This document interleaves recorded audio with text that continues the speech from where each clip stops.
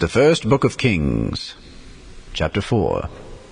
So King Solomon was king over all Israel, and these were the princes which he had: Azariah the son of Zadok the priest, Elihoreph and Ahiah the sons of Shisha, scribes, Jehoshaphat the son of Ahilud the recorder, and Benaiah the son of Jehoiada was over the host, and Zadok and Abiathar were the priests. And Azariah the son of Nathan was over the officers, and Zabud the son of Nathan was principal officer, and the king's friend. And Ahishah was over the household, and Adoniram the son of Abda was over the tribute. And Solomon had 12 officers over all Israel, which provided victuals for the king and his household. Each man his month and a year made provision. And these are their names: the son of Hur in Mount Ephraim, the son of Dekah in Makaz, and in Shaalbim, and Bethshemesh, and Elon Bethhanan, the son of Hesed in Aruboth, to him pertained Soko, and all the land of Hepher, the son of Abinadab, and all the region of Dor, which had Taphath, the daughter of Solomon, to wife. Baanah, the son of Ahilud, to him pertained Taanach and Megiddo, and all Bethshean, which is by Zartanah beneath Jezreel, from Bethshean to Abel-Meholah, even unto the place that is beyond Jokneam. The son of Geber in Ramoth-Gilead, to him pertained the towns of Jair, the son of Manasseh, which are in Gilead. To him also pertained the region of Argob, which is in Bashan, 80 great cities with walls and brazen bars. Ahinadab, the son of Iddo, had Mahanaim. Ahimaaz was in Naphtali. He also took Basmath, the daughter of Solomon, to wife. Baanah, the son of Hushai, was in Asher and in Aloth. Jehoshaphat, the son of Paruah, in Issachar. Shimei, the son of Elah, in Benjamin. Geber, the son of Uri, was in the country of Gilead, in the country of Sihon, king of the Amorites, and of Og, king of Bashan. And he was the only officer which was in the land. Judah and Israel were many, as the sand which is by the sea in multitude, eating and drinking and making merry. And Solomon reigned over all kingdoms from the river unto the land of the Philistines, and unto the border of Egypt. They brought presents, and served Solomon all the days of his life. And Solomon's provision for one day was 30 measures of fine flour, and 80 measures of meal, 10 fat oxen, and 20 oxen out of the pastures, and 100 sheep, beside harts, and roebucks, and fallow deer, and fatted fowl. For he had dominion over all the region on this side the river, from Tiphsah even to Azzah, over all the kings on this side the river, and he had peace on all sides round about him. And Judah and Israel dwelt safely, every man under his vine and under his fig tree, from Dan even to Beersheba, all the days of Solomon. And Solomon had 40,000 stalls of horses for his chariots, and 12,000 horsemen. And those officers provided victual for King Solomon, and for all that came unto King Solomon's table, every man in his month. They lacked nothing. Barley also, and straw for the horses, and dromedaries brought they unto the place where the officers were, every man according to his charge. And God gave Solomon wisdom and understanding exceeding much, and largeness of heart, even as the sand that is on the seashore. And Solomon's wisdom excelled the wisdom of all the children of the east country, and all the wisdom of Egypt. For he was wiser than all men, than Ethan the Ezrahite, and Heman, and Calcol, and Darda, the sons of Mahol, and his fame was in all nations round about. And he spake 3,000 proverbs, and his songs were 1,005. And he spake of trees, from the cedar tree that is in Lebanon, even unto the hyssop that springeth out of the wall. He spake also of beasts, and of fowl, and of creeping things, and of fishes. And there came of all people to hear the wisdom of Solomon, from all kings of the earth, which had heard of his wisdom. The first book of Kings, chapter 5. And Hiram king of Tyre sent his servants unto Solomon, for he had heard that they had anointed him king in the room of his father, for Hiram was ever a lover of David. And Solomon sent to Hiram, saying, Thou knowest how that David my father could not build an house unto the name of the Lord his God, for the wars which were about him on every side, until the Lord put them under the soles of his feet. But now the Lord my God hath given me rest on every side, so that there is neither adversary nor evil occurrent. And behold, I purpose to build an house unto the name of the Lord my God, as the Lord spake unto David my father, saying, Thy son, whom I will set upon thy throne in thy room, he shall build an house unto my name. Now therefore command thou that they hew me cedar trees out of Lebanon, and my servants shall be with thy servants. And unto thee will I give hire for thy servants, according to all that thou shalt appoint. For thou knowest that there is not among us any that can skill to hew timber like unto the Sidonians. And it came to pass, when Hiram heard the words of Solomon, that he rejoiced greatly, and said, Blessed be the Lord this day, which hath given unto David a wise son over this great people. And Hiram sent to Solomon, saying, I have considered the things which thou sentest to me for, and I will do all thy desire concerning timber of cedar, and concerning timber of fir. My servants shall bring them down from Lebanon unto the sea. And I will convey them by sea in floats unto the place that thou shalt appoint me, and will cause them to be discharged there, and thou shalt receive them. And thou shalt accomplish my desire in giving food for my household. So Hiram gave Solomon cedar trees and fir trees according to all his desire. And Solomon gave Hiram 20,000 measures of wheat for food to his household, and 20 measures of pure oil. Thus gave Solomon to Hiram year by year. And the Lord gave Solomon wisdom, as he promised him. And there was peace between Hiram and Solomon, and they two made a league together. And King Solomon raised a levy out of all Israel, and the levy was 30,000 men. And he sent them to Lebanon, 10,000 a month by courses. A month they were in Lebanon, and 2 months at home. And Adoniram was over the levy. And Solomon had 70,000 that bare burdens, and 80,000 hewers in the mountains. Beside the chief of Solomon's officers, which were over the work, 3,300 which ruled over the people that wrought in the work. And the king commanded, and they brought great stones, costly stones, and hewed stones, to lay the foundation of the house. And Solomon's builders and Hiram's builders did hew them, and the stone squarers. So they prepared timber and stones to build the house. The first book of Kings, chapter 6.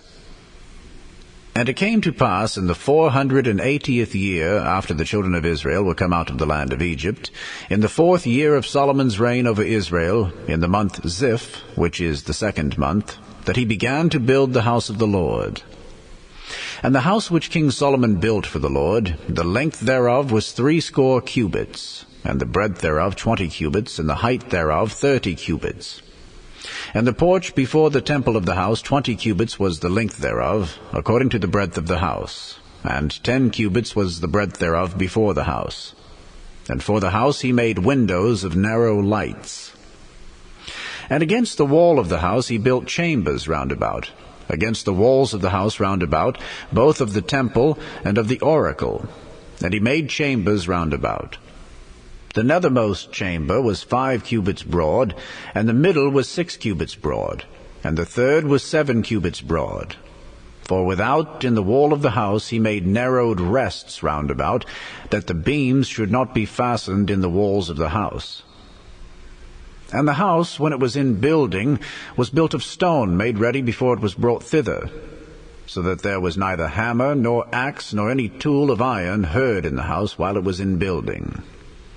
The door for the middle chamber was in the right side of the house, and they went up with winding stairs into the middle chamber, and out of the middle into the third. So he built the house and finished it, and covered the house with beams and boards of cedar.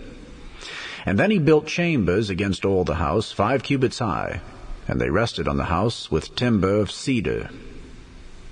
And the word of the Lord came to Solomon, saying, Concerning this house which thou art in building, if thou wilt walk in my statutes, and execute my judgments, and keep all my commandments to walk in them, then will I perform my word with thee which I spake unto David thy father. And I will dwell among the children of Israel, and will not forsake my people Israel. So Solomon built the house and finished it.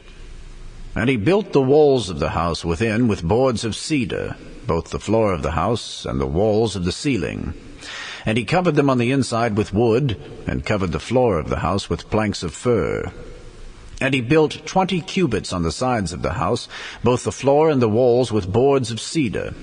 He even built them for it within, even for the oracle, even for the most holy place. And the house, that is, the temple before it, was 40 cubits long. And the cedar of the house within was carved with knops and open flowers. All was cedar. There was no stone seen. And the oracle he prepared in the house within, to set there the ark of the covenant of the Lord. And the oracle in the forepart was 20 cubits in length, and 20 cubits in breadth, and 20 cubits in the height thereof. And he overlaid it with pure gold, and so covered the altar, which was of cedar. So Solomon overlaid the house within with pure gold. And he made a partition by the chains of gold before the oracle, and he overlaid it with gold. And the whole house he overlaid with gold, until he had finished all the house. Also the whole altar that was by the oracle he overlaid with gold. And within the oracle he made 2 cherubims of olive tree, each 10 cubits high. And 5 cubits was the one wing of the cherub, and 5 cubits the other wing of the cherub. From the uttermost part of the one wing unto the uttermost part of the other were 10 cubits. And the other cherub was 10 cubits. Both the cherubims were of one measure and one size. The height of the one cherub was 10 cubits, and so was it of the other cherub.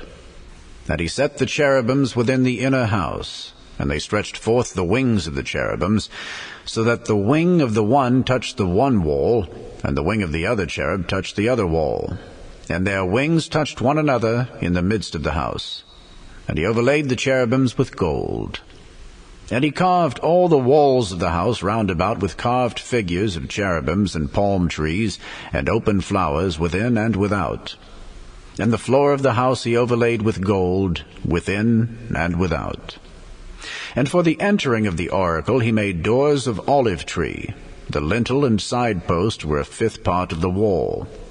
The 2 doors also were of olive tree, and he carved upon them carvings of cherubims and palm trees and open flowers, and overlaid them with gold, and spread gold upon the cherubims and upon the palm trees. So also made he for the door of the temple posts of olive tree, a 4th part of the wall. And the 2 doors were of fir tree. The 2 leaves of the one door were folding, and the 2 leaves of the other door were folding. And he carved thereon cherubims and palm trees and open flowers, and covered them with gold fitted upon the carved work. And he built the inner court with 3 rows of hewed stone, and a row of cedar beams. In the 4th year was the foundation of the house of the Lord laid, in the month Ziph. And in the 11th year, in the month Bul, which is the 8th month, was the house finished throughout all the parts thereof, and according to all the fashion of it. So was he 7 years in building it. The Acts of the Apostles, chapter 24. And after 5 days, Ananias the high priest descended with the elders and with a certain orator named Tertullus, who informed the governor against Paul. And when he was called forth, Tertullus began to accuse him, saying, Seeing that by thee we enjoy great quietness, and that very worthy deeds are done unto this nation by thy providence, we accept it always, and in all places, most noble Felix, with all thankfulness. Notwithstanding that I be not further tedious unto thee, I pray thee that thou wouldest hear us of thy clemency a few words. For we have found this man a pestilent fellow, and a mover of sedition among all the Jews throughout the world, and a ringleader of the sect of the Nazarenes, who also hath gone about to profane the temple, whom we took and would have judged according to our law. But the chief captain Lysias came upon us, and with great violence took him away out of our hands, commanding his accusers to come unto thee, by examining of whom thyself mayest take knowledge of all these things, whereof we accuse him. And the Jews also assented, saying that these things were so. Then Paul, after that the governor had beckoned unto him to speak, answered, Forasmuch as I know that thou hast been of many years a judge unto this nation, I do the more cheerfully answer for myself, because that thou mayest understand that there are yet but 12 days since I went up to Jerusalem for to worship. And they neither found me in the temple disputing with any man, neither raising up the people, neither in the synagogues, nor in the city. Neither can they prove the things whereof they now accuse me. But this I confess unto thee, that after the way which they call heresy, so worship I the God of my fathers, believing all things which are written in the law and in the prophets, and have hope toward God, which they themselves also allow, that there shall be a resurrection of the dead, both of the just and unjust. And herein do I exercise myself, to have always a conscience void of offense toward God and toward men. Now after many years I came to bring alms to my nation and offerings, whereupon certain Jews from Asia found me purified in the temple, neither with multitude nor with tumult, who ought to have been here before thee, and object if they had aught against me. Or else let these same here say, if they have found any evil doing in me, while I stood before the council, except it be for this one voice that I cried standing among them, touching the resurrection of the dead, I am called in question by you this day. And when Felix heard these things, having more perfect knowledge of that way, he deferred them, and said, When Lysias the chief captain shall come down, I will know the uttermost of your matter. And he commanded a centurion to keep Paul, and to let him have liberty, and that he should forbid none of his acquaintance to minister or come unto him. And after certain days, when Felix came with his wife Drusilla, which was a Jewess, he sent for Paul, and heard him concerning the faith in Christ.